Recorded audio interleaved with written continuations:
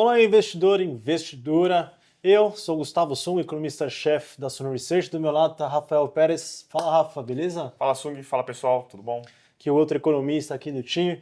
E a gente vai comentar para vocês sobre inflação. Apesar de ter sido um dos pontos positivos em 23 e o início de 24, a gente volta a ter inflação com uma certa preocupação. E a gente vai comentar um pouquinho do cenário e quais são as perspectivas para 2025.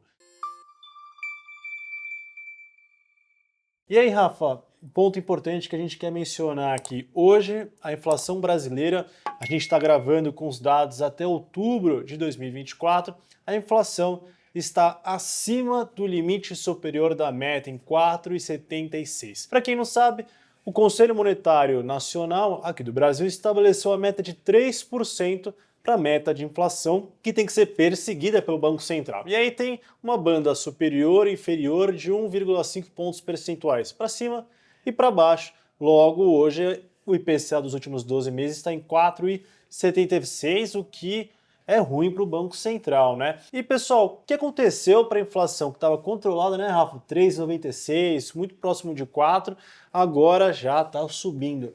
E aí os principais pontos que a gente quer apontar, que está até nos slides, primeiro, questão de energia elétrica, tivemos também questões de estiagem, secas, que pressionaram preços de alimentos.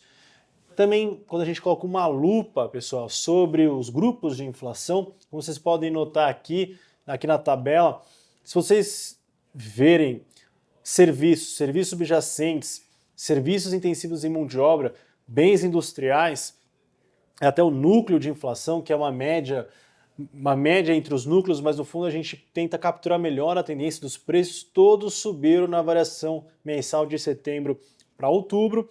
Variação anual também subiu aqui. Quando a gente olha a média móvel de 3 meses, que no fundo para capturar melhor a tendência, também seguem ali um pouquinho mais pressionados. E a gente fala que o qualitativo da inflação não é tão positivo. Ou seja, energia, alimentos, esse câmbio desvalorizado tem pressionado bens industriais, preços de serviço e alguns outros têm feito com que a inflação deva terminar esse ano, nossas projeções, acima do limite superior ali em 4,8. E Rafa, tem mais alguma coisa aí que está faltando para explicar esse cenário? Eu acrescentaria 3 motivos principais aí que ajudam a entender essa dinâmica da inflação em 2024. Primeiramente, a atividade econômica é muito forte, então o mercado de trabalho bastante sólido. Isso contribui para, por exemplo, a inflação de serviços estar mais alta, então as pessoas consumindo mais, salários crescendo, taxa de desemprego baixa, então isso acaba pressionando muito mais a inflação ligadas a serviços. Outra questão, como você bem trouxe, condições climáticas desfavoráveis. Então isso pesou, por exemplo, sobre a energia, pesou um pouco sobre o agro, né, alimentos. Isso também ajudou, né, a pressionar mais a inflação. E por último, como você bem trouxe, a questão da taxa de câmbio, né? A gente tem problemas fiscais que estão afetando nossa taxa de câmbio e com câmbio mais alto, as importações ficam mais caras e isso acaba afetando principalmente bens industriais, né? Máquinas que você importa, insumos que você importa. E isso acabou afetando negativamente a inflação, né? Por isso que a gente tem visto uma inflação aí acima do teto da meta do Banco Central e por isso que tem sido tão desafiador esse cenário inflacionário aí nos últimos tempos. E a perspectiva nossa projeção é que a inflação deve continuar acima aí da meta até o ano que vem. Logo, vai ficar mais difícil para o Banco Central conseguir levar a inflação para a meta, e aí a tendência é que a gente veja juros subindo, mas esse é um conteúdo que a gente vai deixar para um próximo vídeo e aí para você nos acompanhar. E aí, o que tem para os próximos meses? Esses 4 gráficos representam muito bem a grande preocupação que tem a autoridade monetária. Aqui no lado esquerdo, pessoal, superior, no gráfico, a gente pode ver preços de serviços, excluindo passagens aéreas, que é um item muito volátil, serviços subjacentes, também que é uma medida que pega melhor a tendência dos preços, e o núcleo de médias aparadas, que no fundo para capturar melhor o ciclo econômico. Vocês podem ver que nos últimos meses todos aceleraram.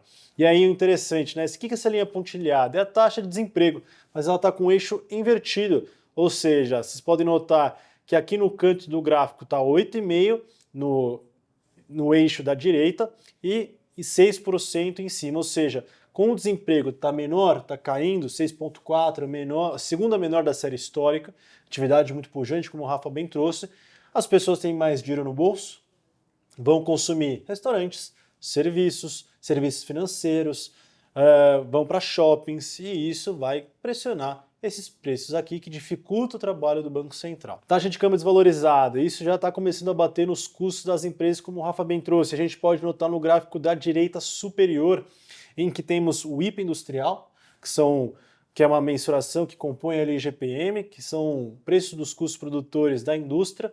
Vocês podem ver que está subindo. E a inflação, que é a linha roxa da indústria, já deve começar a sentir nos próximos meses. Descendo para o gráfico de baixo, temos a linha azul, índice de preços aos produtores agrícolas, e aí vocês verem que tem uma retomada, uma aceleração meio grande, enquanto o IPCA, que é a linha vermelha, ainda não está com uma inclinação parecida, e o IPCA deve começar a ser sentido em breve também, pressionando.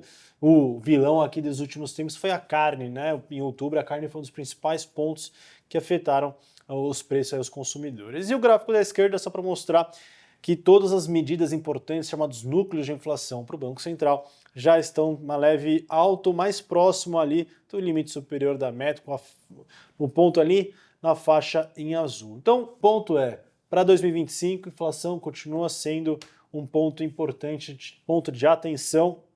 E a dúvida, o que o Banco Central vai fazer, Rafa? Exato, né? A gente está, como você bem trouxe, são vários fatores influenciando.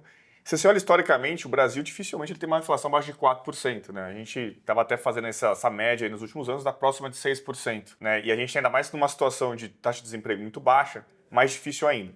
E aí, como a gente tem uma inflação mais alta, né, em 2024, a tendência é que a gente leve essa inércia inflacionária para 2025. Então a gente já começa aí o ano 2025 com essas pressões. Você tem o crescimento da atividade econômica. Apesar de haver mais aceleração, ainda deve continuar crescendo próximo de 2%. E, além disso, valorização do salário mínimo, né? Acho que esse é um ponto bastante relevante. O salário mínimo cresce aquela regra de inflação mais o PIB de 2 anos anteriores. E 2 anos atrás, né, o de 25 vai pegar o PIB de 2023, que a gente cresceu 3%. Então, aí você tem mais uma valorização, né, bastante robusta do salário mínimo, que isso também acaba pressionando. Isso acaba estimulando mais consumo das famílias, as famílias gastam mais, como você bem trouxe, e isso acaba impactando, né, pressionando mais os preços. E é por isso que a gente acredita aí que o Banco Central deve continuar levando a taxa de juros. A gente vai falar mais um vídeo sobre taxa de juros, especificamente sobre isso, mas isso mostra como é desafiador o cenário para o Banco Central, né? E aí ele não vai ter outra atitude, né? Vai ter que tomar essa atitude de elevar as taxas de juros aí ao longo de 2025, né? E eu vou adicionar alguns pontos, pessoal. Expectativas de inflação, quando a gente olha o Boletim Focus e revisões de economistas, estão cada vez maiores para os próximos anos. Eu sempre faço a seguinte analogia. Se você acha que vai acontecer um desastre amanhã, a primeira coisa que você faz é correr no supermercado, comprar papel higiênico, miojo e água. Se você espera que a inflação futura seja maior, hoje você já vai embutir isso nos seus contratos, por exemplo, de aluguel, nos seus salários.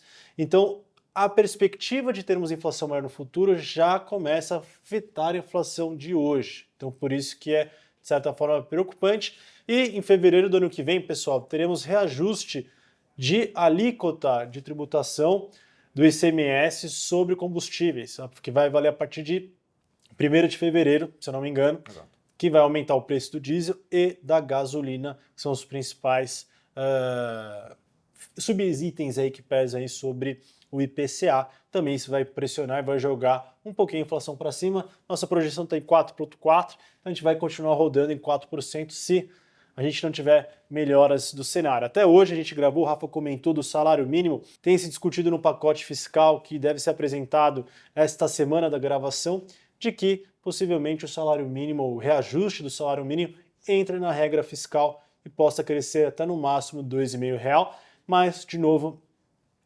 essa proposta tem que ser discutida no Congresso, tem que ser negociada e pode ainda ser aprovada somente o ano que vem, mas de qualquer forma, no nosso cenário básico que a gente tem aqui, com as melhores informações, esses são os principais pontos para você ficar ligado na inflação de 2025.